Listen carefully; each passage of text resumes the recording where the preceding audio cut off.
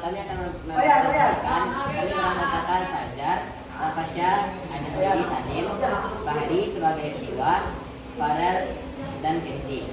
Kipayas. Dalam presentasi kali ini kita akan membahas yang pertama, contoh-contoh bioteknologi komputasional di bidang pangan atau makanan. Yang kedua, cara pembuatan produk-produk bioteknologi tersebut. Ya.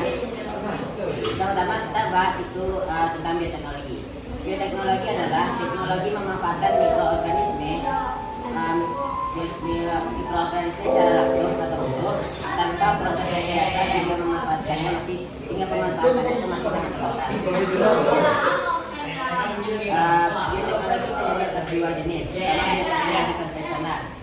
Bioteknologi konvensional ini memiliki ciri-ciri yang pertama menggunakan mikroorganisme yang alami, dan yang kedua contohnya itu yaitu seperti alkohol dan pembuatan tempe.